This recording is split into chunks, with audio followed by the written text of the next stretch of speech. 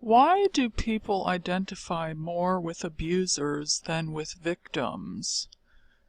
This is a very important question. I think because you have to understand right now we're living in an extremely toxic culture where everything is backwards. Okay, so what's evil is considered good, and what's good is considered evil.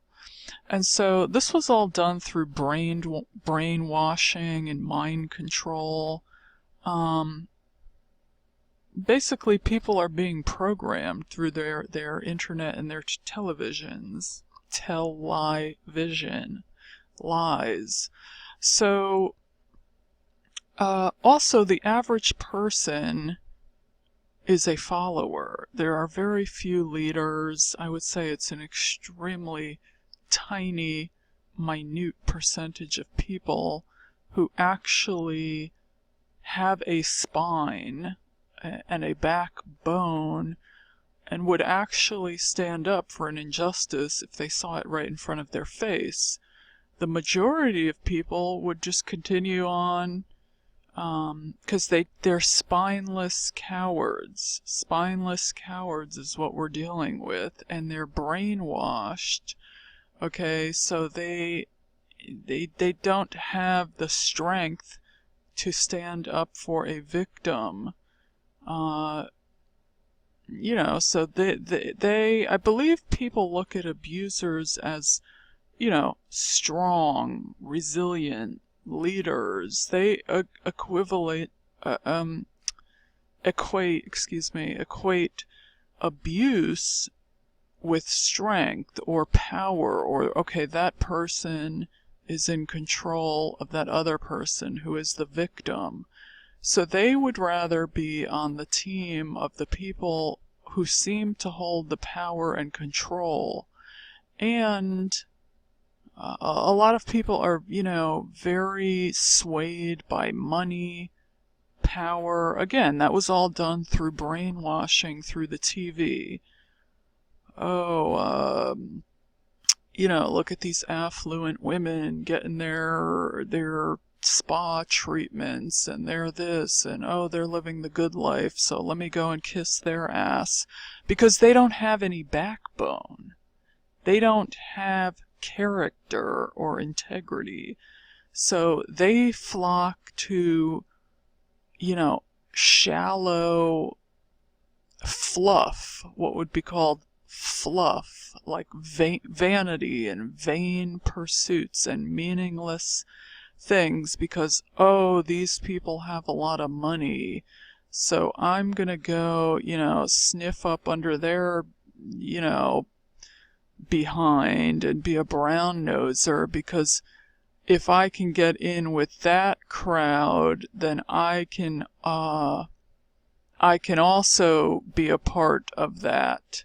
If they have money, that means I have money. People equate it to, like, if that person got ahead and I'm in their social circle, then that means I am a social climber. I am socially climbing as they are, because they are my peer and my so-called friend, even though the affluent person probably cares nothing about them, because a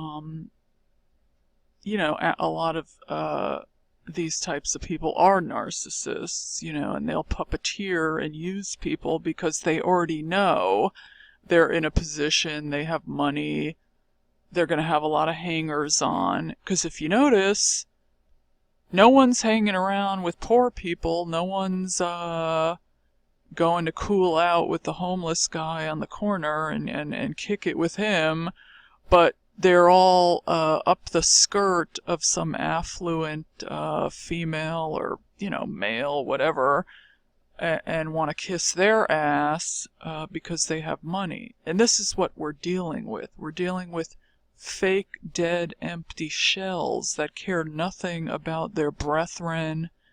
You used to hear the term your brother's keeper. That's out the window. No one cares about anyone else. They're not looking out for their neighbor. They're looking to step on their neighbor so they can get ahead. And so it's become extremely cutthroat. It was cutthroat before, but it went up at like 10 notches, you know what I'm saying?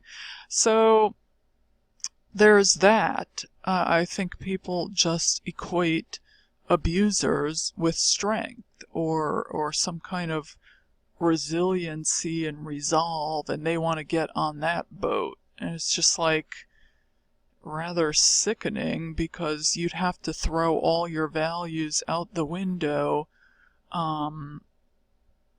and turn a blind eye to what is wrong. This person is doing things that are wrong in order to fit in with them. So you basically, if you do that, are a complete sellout. That's what you are. You're a complete sellout. So, you know, and we have all of this chaos going on in the world right now. This is all a domino effect and a result of the toxic culture we live in, the brainwashing, and we're seeing all these symbolic events happening. You can revisit my video that, narcissists aren't happy unless they're creating chaos. That is exactly what's going on in the world right now, okay? You can apply that to small-scale interpersonal relationships with narcissists, and you can apply it to large-scale societal things that are happening right now. Because if you notice, all kind of churches are burning down. This is all symbolic, okay? This is a war against Christianity. This is extremely symbolic, and there is a reason these things are happening, okay? This is not just some random events that are going on. This is all interconnected. So you better get your eyes open, okay? You better start looking into what's going on, because it's very grave, okay? So we had the churches burning down. This is all controlled chaos. Absolute chaos. So you have to put the pieces together. There are a lot of things happening, and you have to connect the dots. But people want to take the side of the abuser because they're weak. They're weak themselves. And a lot of people are actually afraid. They're scared people. Some people are so afraid they're scared of their own shadow. They could not stand up to a schoolyard bully when you're 5 years old, let alone any other kind of bully, because they don't have any strength. They're followers. So, message to anyone listening: try to be a leader.